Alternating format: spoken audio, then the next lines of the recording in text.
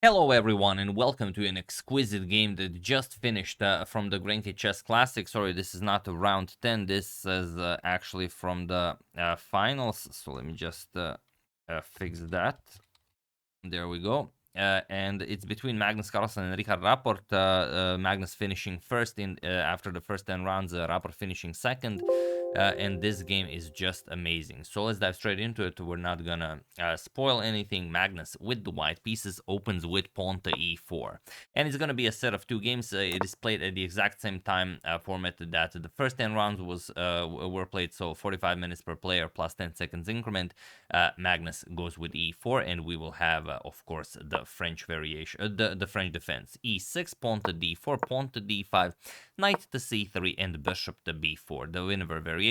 And we will go into the exact same line that we had in the previous video where we had the French defense. Pawn to e5, the advanced variation, pawn to c5, a3, bishop captures, b captures, and knight to e7. We have queen to g7, the sort of the poison pawn variation of the winner, and now queen to c7, inviting queen captures on g7. And even though it is the most played move here, Magnus goes for bishop to d3. This is the second most common move, but it's very, very hard to play if you don't know what you are doing, as c4 will be played, and then your bishop will just be very weirdly placed on d3.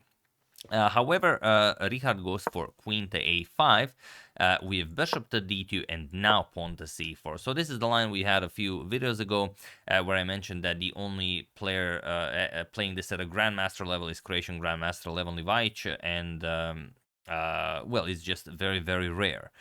Bishop back to e2 and now queen to g8, rook to g8, stopping queen captures on g7, pawn to a4, and now knight b to c6. So it's a very solid setup for black, but the problem is there's no way to actually attack the center. Everything is blocked, and there's just no way through, especially with the bishop nicely placed on d2.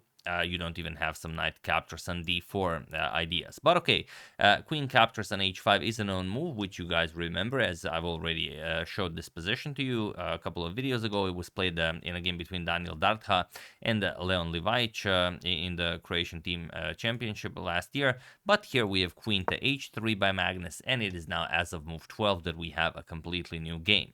So okay, the h7 pawn is hanging. We have pawn to h6, bishop to h5, putting pressure on that f7 pawn, and bishop to d7. Nicely developing, preparing to castle queenside, but the bishop here will make it a bit more difficult, as if you castle, you're just going to lose the f7 pawn. So probably g6 will have to be played. So knight to e2 and pawn to g6, kicking away the bishop, bishop to f3, sorry, bishop to g4 first, h5 attacks the bishop, bishop to f3, and now knight to f5. Beautiful square for the knight. If you're a French player, of course, you are always dreaming of your knight coming to f5, but Magnus advances the pawn to g4. And okay, h captures, bishop captures. Now he's threatening to mess up Rapport's pawn structure here, and Rapport just invites it. He castles queenside, bishop captures on f5, e captures, and now bishop to g5, putting pressure on the rook, rook d to e8, and now king to d2. So the king is excellently placed on d2, the knight can move, so you don't have to worry about queen captures on a c3, but remember, the knight can't move just yet, even with the pawn defended, as the knight covers the d4 pawn as well. If you move the knight, then just knight captures on d4 and you are in trouble. So rook to h8, attacking the white queen, queen to f3, and now knight to d8, remaneuvering the knight over to e6. We have bishop to f6, attacking the rook, rook to h6, and now pawn to h4. We have knight to e6, and here the position is a very tricky one, and Magnus should play queen to e3 to gain more control over the g5 square. However, he played pawn to h5 right away, and now Rapport takes advantage of this, and Magnus basically lost all of his advantage that he had, having the white pieces out of the opening. But that only means that if Rapport continues playing with surgical precision, and for the moment he does. He plays pawn to g5, and this is now very scary. Those pawns are marching forward, and you can't capture on f5. If you capture on f5, then just knight captures on d4, and you can resign here. For example, there's no good move you can make here. And if you give up the queen for the two pieces, let's say queen captures, king captures, and knight captures on d4, it still looks scary because you do have the passed h pawn, but black can even just play rook captures on f6. And after e captures, rook to e4, again with the threat of rook captures knight as the c pawn is pinned. And if you move the knight, then pawn to d4, and you simply don't have time to advance that pawn to victory. So after this g5 move, rook a to e1 by Magnus, and now pawn to f4. Going for a bit too much. It was a little bit better to just keep it solid with the pawns on g5 and f5. So now Magnus goes rook e to g1 and rook to g8, adding more defense to the g5 pawn. But now Magnus finds knight captures on f4. This is why the f4 pawn was such a huge liability. And again, what do you play here? Just to give you an example, if you go for knight captures on d4, as Magnus also offered a piece, it doesn't work due to queen captures on d5, and now white is just winning. For example, queen captures, knight captures, and after you bring the knight back, just bishop captures on g5. You want some material, you will kick away the rook, the h-pawn will start marching forward, and of course, you will win this with white. So after knight captures on f4, rook captures on f6 was played. Rapport says, all right, I will take your piece, but I want to sacrifice the exchange first. So e captures and g captures on f4. Sorry, knight captures on f4 now. And now if you count the material, Rapport has a bishop and a knight for Magnus's rook. And what do you play here? That's the question. Magnus just sacrificed a little bit of something, and now, well, he could sacrifice a bit more, but it's not easy to calculate this. And the situation on the clock is Magnus is down to 17 minutes, Rapport down to 14 minutes. And I will show you, because you guys, of course, are looking at that move, and you, of course, want to play it, and you will be like, how does Magnus not even play this? I would play this in a bullet game. Well, because, of course, Magnus wants to win this game. And capturing an f4 would require maybe him spending a bit too much time calculating.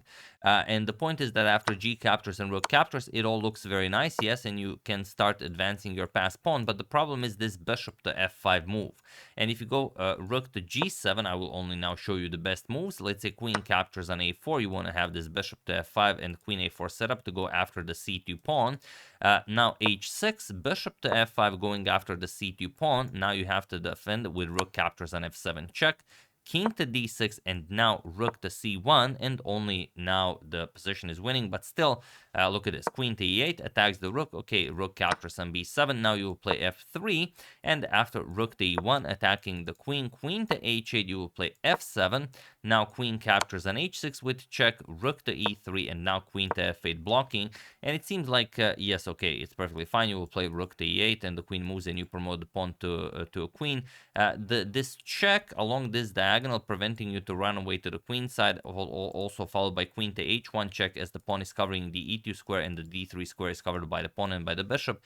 You will not be able to escape all the checks. So before going into all of this, you will have to play king to c1, king to b2, and then prepare it. So if you're not willing to invest as much time to calculate all of these positions before playing queen captures on f4, then you just don't do it. And Magnus played pawn to h6. He just started advancing his passed pawn, and Rapport quickly brings back the knight. He, of course, will not allow queen captures on f4 with the pawn now on h6, closer to the queening square. Pawn to h7, we have rook to h8 and queen to e3. Magnus now, of course, he wants to play rook captures on g5 and then just eliminate all of Rapport's counterplay. Queen to d8 and rook captures on g5. There was no way for Rapport to actually stop this. Knight captures, queen captures, and now king to c7. Queen to g7 and bishop to e6. Okay, Magnus does have a pawn on f6 and a passed pawn on h7, but he is down a piece. Remember, he sacrificed that knight. Rook to e1, and now Rapport played king to b6. And this is where it all starts to go wrong for Richard. With a move like bishop to f5, he is still hanging in there. Now, of course, the threat is rook captures on e6. Now, the f-pawn is pinned, but with bishop to f5, he still holds. Look at this, queen captures on f7, king to c6, and there's no way for white to actually put more pressure here. For example, if you try just trading, you will see queen captures, f captures, and bishop to d7, and there's no way to promote either pawn. Now it's even winning for black. So king to b6, definitely not the way to go. Bishop to f5 was the way to go. Rapport went for king to b6. It is the second move recommended by the engine, but it is not enough to hold this. Maybe with perfect moves, okay, you can hold it, but Magnus also plays perfect moves. And do you know what Magnus played here?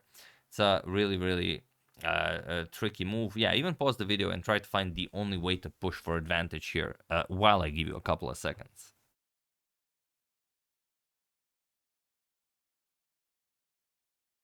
So, for those of you who were able to do it, congratulations on finding this wonderful idea. And for those of you who just want to enjoy the show, it is rook to e5. That is the move. Guarding the f5 square, and now f4, f5 is the idea. Kicking away the bishop, taking on f7, and then just enjoying two passed pawns. So how can you defend?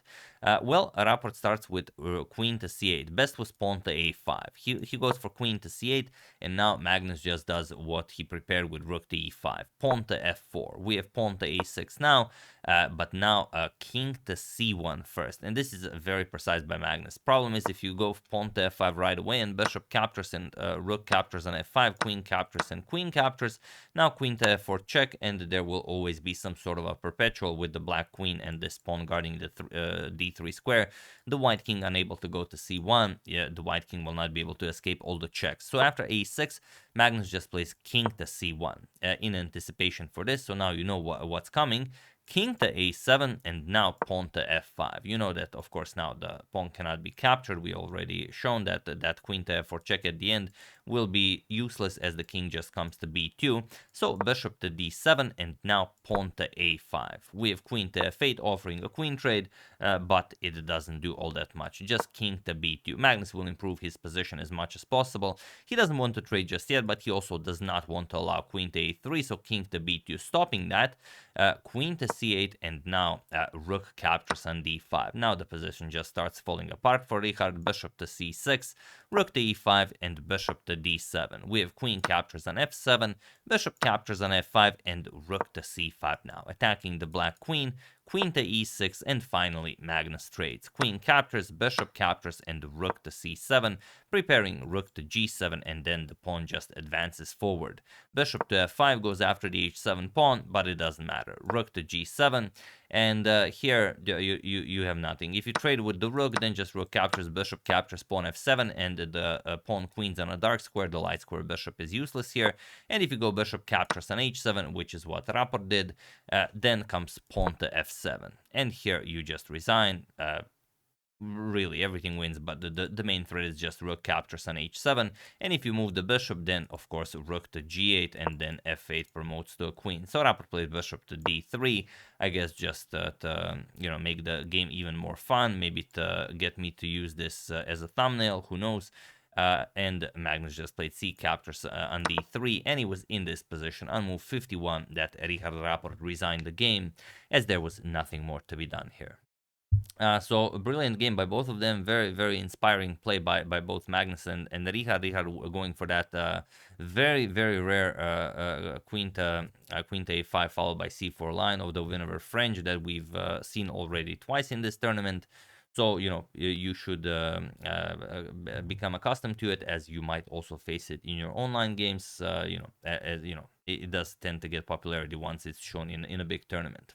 But yeah, very nicely done by Magnus, winning the first game. The second game is already being played, and if it's going to be a nice one, we will probably show it. So yeah, that's the game. Hope you guys enjoyed it. Always be mindful of the French. It's not easy opening to handle, but maybe this also allows you to play a few good moves if you encounter it. I would like to thank David Gatton, Joyful Chess Lover, Mr. Hoodie Guy, Andreas Rosenthal, and Beaster Bunny for a contribution to my channel. Thank you a lot, I really appreciate it. As usual, you can check 2 of my previous videos here. Thank you all for watching, and I will see you soon, continuing to check up on your wonderful suggestions and whatever else happens in the chess world. So thank you all, I will see you soon, and have an excellent rest of your day.